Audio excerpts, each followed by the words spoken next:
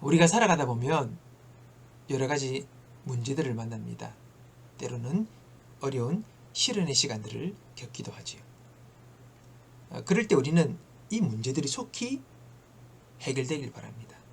그리고 나에게서 사라지기를 바랍니다. 그걸 위해 또 우리가 신앙인들은 기도하기도 하죠. 빨리 이 문제가 사라지게 해주세요. 빨리 여기서 벗어나게 해주세요. 라고 그렇게 말입니다. 근데 이 문제가, 이 어려움이 속히 지나가지 않고 계속 내게 머물게 될 때에 때로는 우리에게 믿음이 흔들리는 거예요. 하나님이 기도 들어주시는 거 맞나? 또는 하나님이 나를 사랑하시지 않나? 그러면서 또 우리 마음에 하나님 향한 불평이, 원망이 나오기도 한다는 것입니다. 여러분, 여기서 우리가 알아야 할 것이 있습니다. 우리의 관점은 이 문제가 속히 나에게서 사라지는 것이 우선이지만은 하나님은 이 상황 속에서 이 문제 해결보다도 먼저 우리의 인격에 초점이 있으시다는 것입니다. 우리의 인격. 우리의 인격이 변화되기를 원하시는 거예요. 그래서 야고보 사도는 야고보서 1장 2절에 말씀합니다. 내 형제들아, 너희가 여러 가지 시험을 만나거든 온전히 기쁘게 여기라.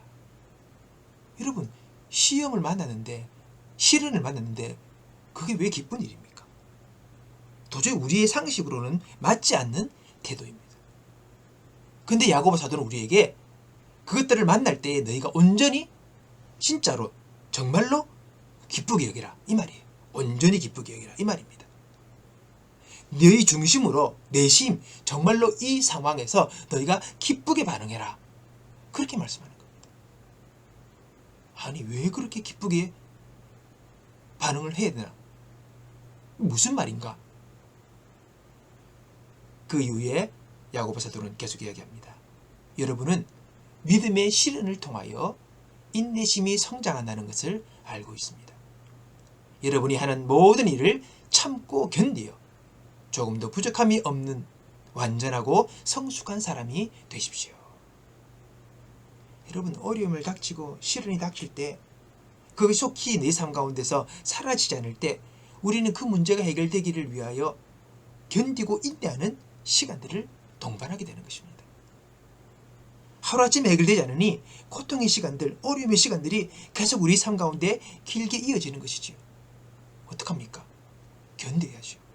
인내해야죠. 그러면서 그 문제를 해결해 나가는 우리의 과정을 우리는 겪게 되는 것입니다. 여러분, 시련을 통하여 인내심이 성장한대요. 인내하고 참으면서 우리의 인격이 다듬어지게 되는 거예요. 모난 부분, 삐뚤어진 부분, 일그러진 부분, 덜 여문 부분, 이런 것들이 하나씩 빚어지는 것입니다.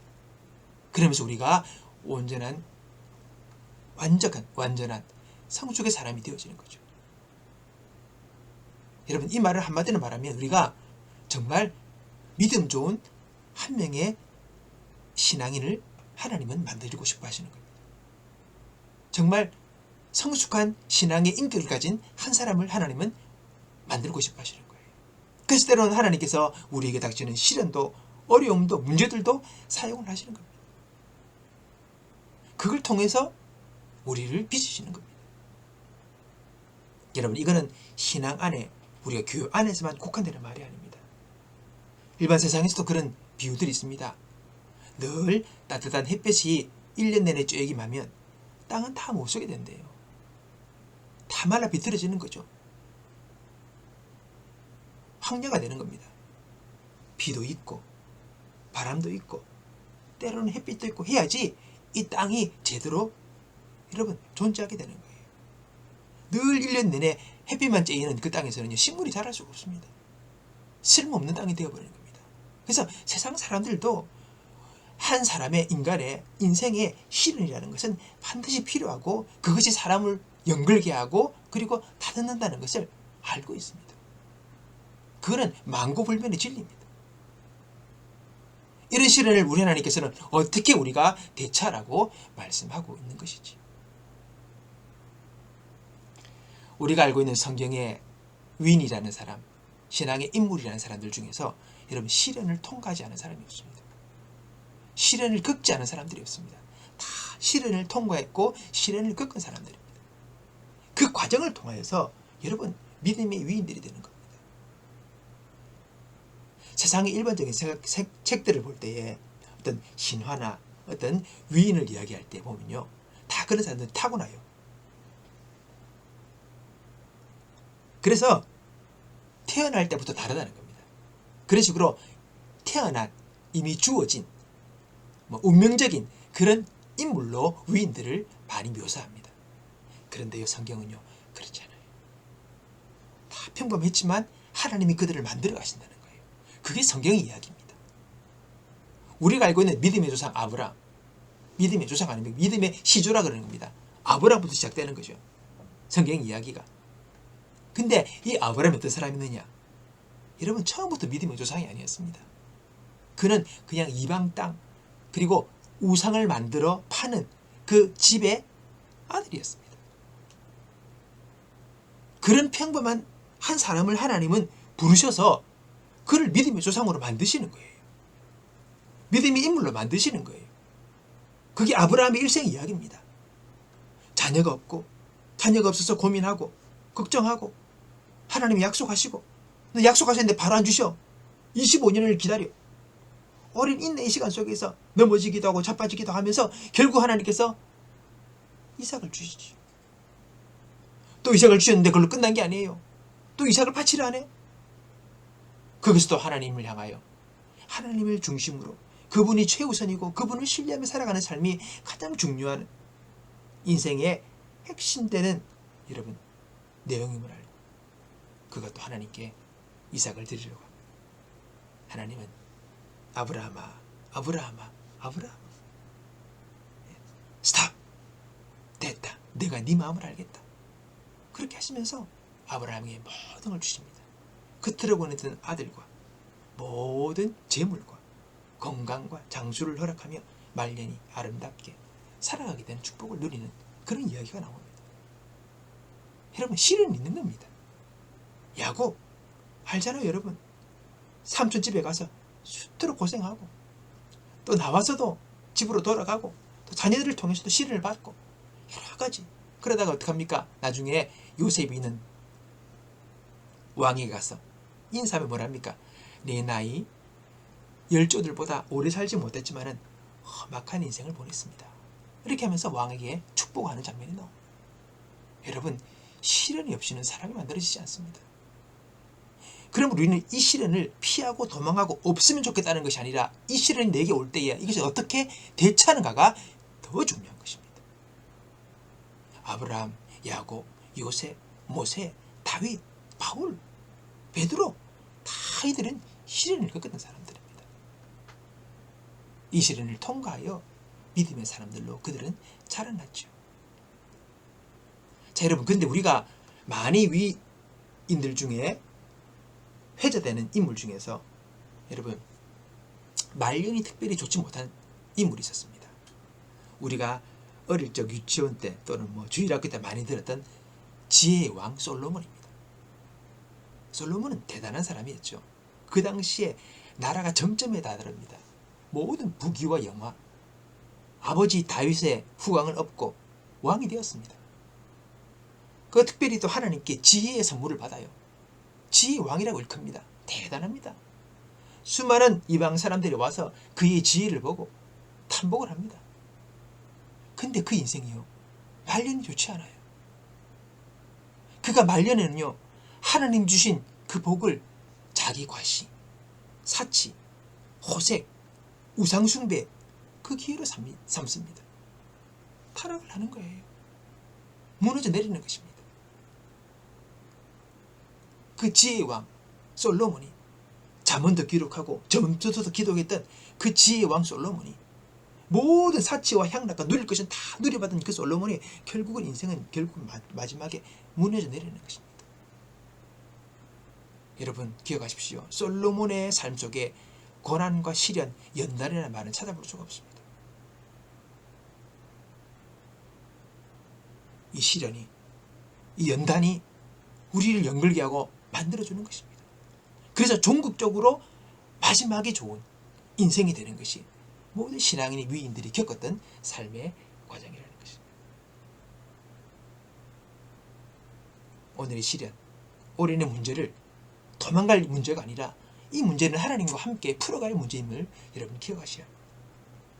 그래서 시련과 고난은 신앙인에게서 하나님 앞에 바로 서게 하는 촉매자가 된다는 것입니다.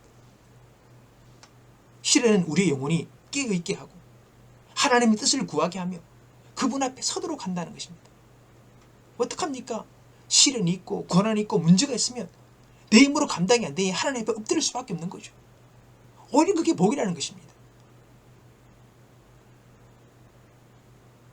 오늘 읽었던 본문은요, 다니엘이 목숨을 걸고 하루에 3번 기도했다는 그 이야기입니다. 이 이야기는 우리가 주일학기 때부터 많이 들었던 이야기죠. 뭐 하면 기도의 사람 하면 다니엘입니다. 목숨을 걸고 기도했다. 뭐 이거 늘 뭐 레퍼토리죠. 똑같은. 그래서 우리가 이 기도하자는 교훈으로 이 다니엘이 목숨을 걸고 하루에 3번 기도했다는 이야기를 우리가 참 많이 인용을 합니다. 자, 근데 여러분, 목숨을 걸고 기도하면 자기가 죽는다는 걸 알고서도 왜 다니엘은 그렇게 기도했을까? 정말 다니엘이 믿음이 좋아서 그냥 기도하면 너 죽는다 했는데 그냥 들떠보지도 않고 그냥 기도하면서 계속 그렇게 했다. 물론 다니엘의 용기와 믿음이 있습니다. 근데 오늘 여러분, 우리가 이 내용을 통해서 좀 더 알아야 될 상황이 있습니다.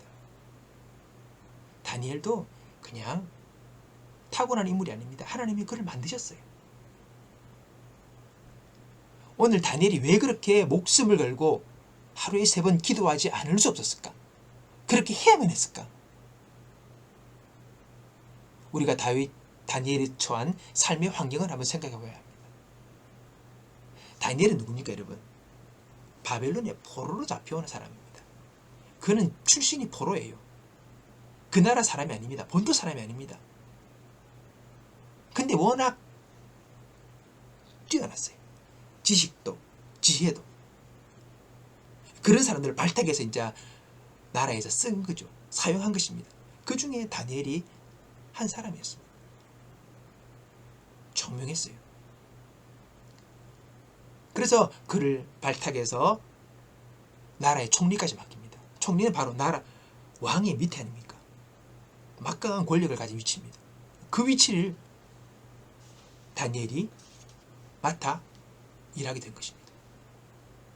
자, 여러분, 다니엘은 정치인입니다.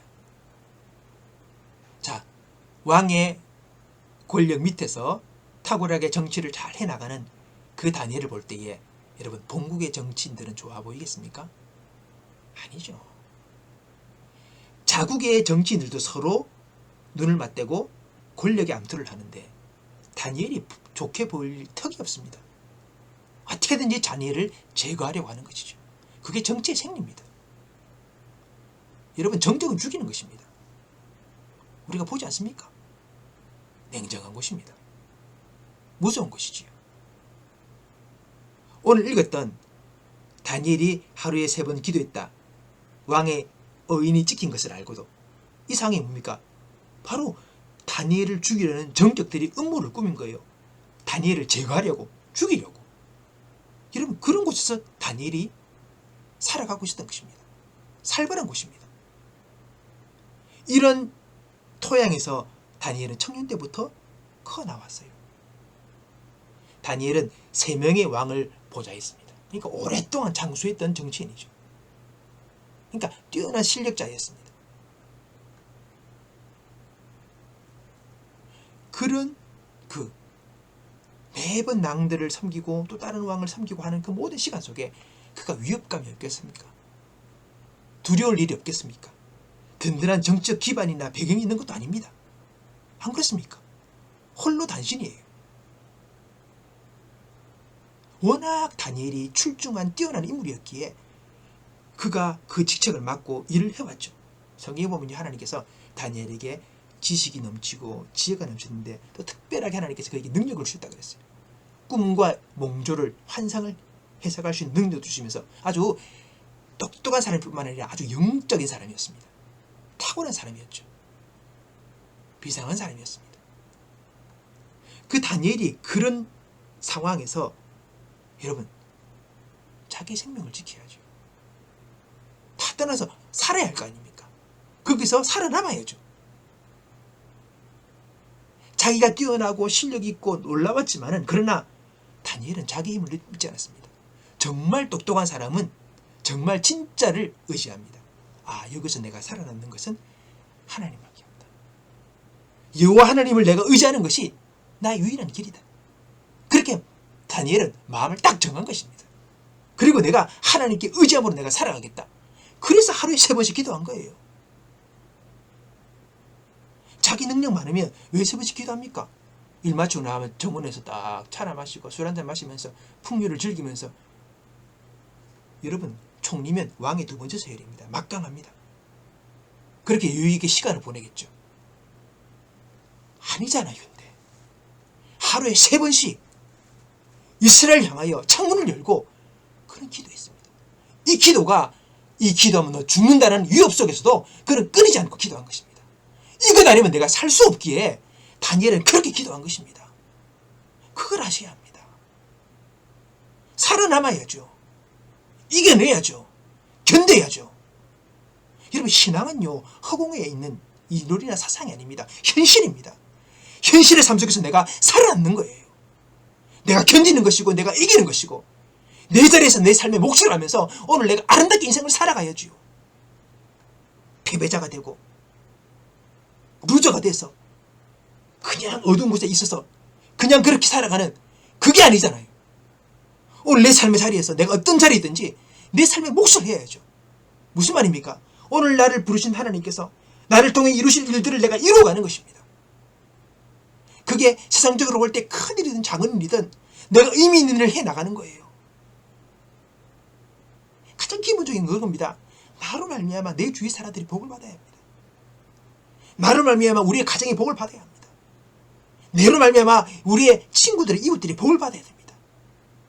여러분 아브라함을 하나님께 처음 부르시면서 아브라함에게 하신 이야기가 뭡니까?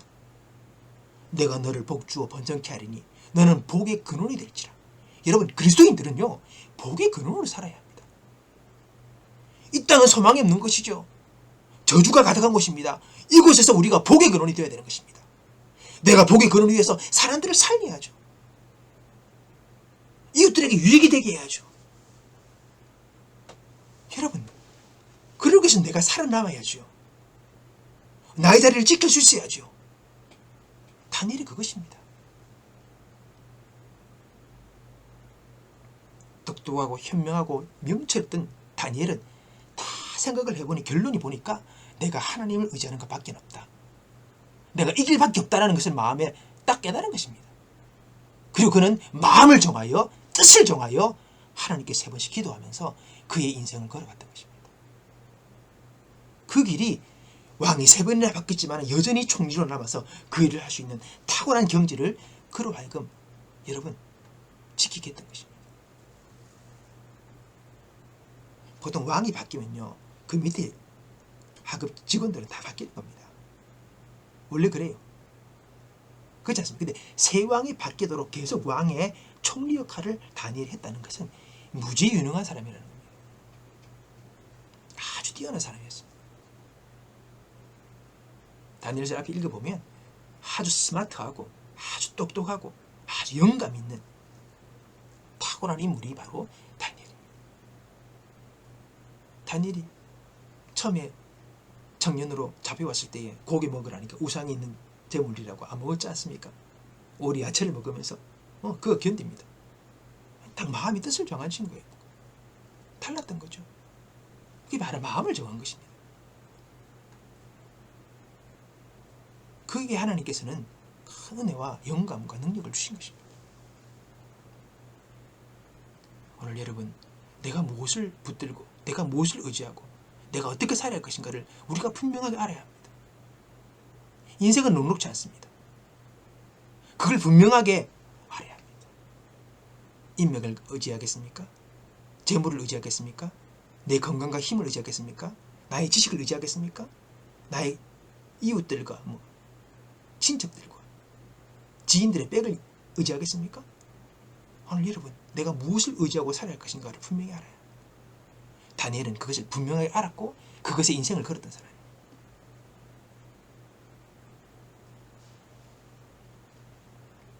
충분히 똑똑했고 실력이 있었지만 다니엘은 자기의 힘을 믿지 않았습니다. 하나님을 의지하기로 그는 결정한 것이죠. 자, 여러분, 오늘 여러분의 삶은 어떻습니까? 힘들고 어렵습니까? 고난과 문제가 있습니까? 사실 인생이라는 그 자체가 여러분 쉽지 않습니다. 인생은 고라고 합니다. 고통의 고해, 고통의 바다라는 거예요. 인생이란 자체가, 우리가 살아있는 저 자체가 여러분 그 벌써 투쟁이에요. 싸움입니다. 여기서 우리 신앙인은 이 세상을 하나님의 도움을 힘입어 그분의 인도하심을 입어 살아가는 사람들이 바로 신앙인입니다. 신앙인의 경건생활, 기도하고 말씀 보고 예배하는 이 모든 것들이 여러분 우리의 짐이 아니라 우리를 살리고 우리를 승리하게 하려고 하나님께 주신 도구라는 것을 명심하셔야 합니다. 많은 사람들이 기도하고 말씀 보는 걸 짐으로 여겨요. 물론 액션입니다. 해야 되는 겁니다. 의지를 들여야 되고 에너지를 들여야 되고 시간을 들여야 됩니다. 그러나 여러분, 우리가 이것에 대한 시각을 바꾸셔야 합니다. 짐이 아닙니다. 그것은 우리에게 주신 하나님의 도구입니다. 승리의 도구. 저희 어머니가 80 중반이 넘으셨죠. 매일 새벽 기도를 다니십니다. 근데 빠졌다는 얘기를 제가 들어본 적이 별로 없어요. 손이 꼭 불 정도로 늘 똑같이 아침에 가시는 거예요. 그래서 저는 저희 어머니가 또 건강하시고 특별히 아프신 데가 없고 또 나이가 좀 드시니까 아침 잠이 없으니까 그러니까 쉽게 좀 새벽 기도 가시는가 보다. 그냥 그렇게 막연하게 생각을 하고 있었습니다. 근데 어느 날 얘기를 하다가 피곤해가지고 아침에 도저히 못 일어나겠더라. 근데 어렵게 일어났다. 그런 얘기를 하시는 거예요. 때로는 그래서 더 자고 싶을 때도 있고 그런 얘기를 하시는 겁니다. 그래서 저는 갑자기 이렇게 띵하게 새롭게 아이고 이게 아니네 라는 걸 깨달았어요. 엄마가 쉬워서 그냥 새벽 기도를 그렇게 잘 빠지지 않고 다니시는 게 아니었구나. 그분도 피곤하시고 힘들고 어려운데 그런데 기도해야 된다라고 생각했고 새벽에 가서 하나님 앞에 기도하는 것이 자녀와 가정을 위하여 최선의 길이라고 어머니는 생각하셨기에 그렇게 매번 아침을 깨워 눈이 오나 비 오나 가서 새벽 기도를 쌓으시는구나 라는 것을 알게 되었습니다. 여러분, 기도한다는 것, 새벽 기도한다는 것 좋죠. 영적인 일입니다. 그러나 그 일도 피곤합니다. 세상 모든 것은 쉬운 게 없습니다. 일반 세상에 일을 하는 거나 우리가 예배하는 거나 기도하는 거나 다 그 힘이 들고 에너지가 들어가고 여러분 노력이 들어가기 때문에 다 힘든 것입니다. 쉬운 것은 아무것도 없습니다. 그러나 우리가 계속 반복해서 어떤 루틴을 가지고 일을 해나갈 때에 조금 수월해지겠죠. 다 어렵습니다. 그러나 이유가 있고 의미가 있기에 그 일을 하는 것입니다.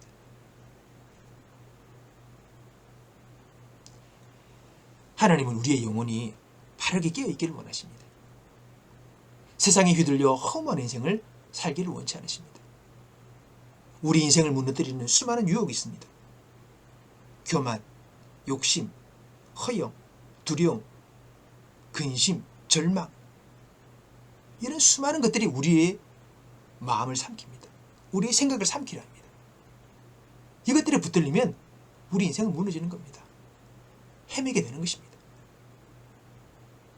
이런 마음들은 쉽게 우리에게 다가오고 나도 모르게 그 마음에 오염이 됩니다. 어떻게 그 마음을 지키고 우리가 붙들리지 않고 이 세대를 본받지 않고 마음을 새롭게 해서 하나님의 뜻을 따라 우리가 살아갈 수 있겠습니까?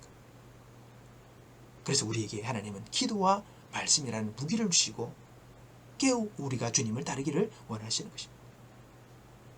오늘 내가 겪는 문제와 어려움을 신앙의 힘으로 이겨나갑시다.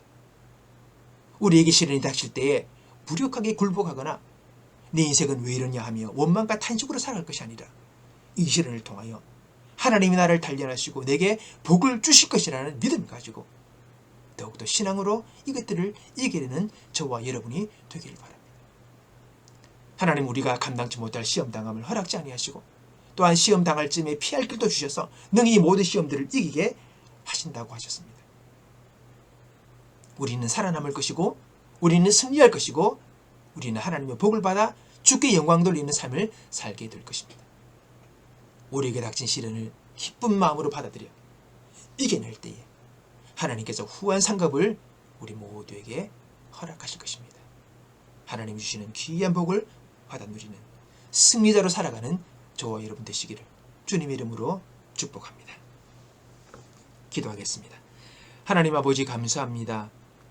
오늘 우리에게 어려운 삶의 상황 속에서 모든 것을 이기고 승리한 인생의 삶을 살기를 원하신 주님, 그것을 위하여 우리에게 기도를 주시고 말씀을 주시고 경건 생활이라는 귀한 도구를 주신 주님, 우리가 잘 사용하여 하나님 영광스러운 인생을 살아가는 우리 모두가 되게 하여 주옵소서. 감사하고 예수님의 이름으로 기도하옵나이다.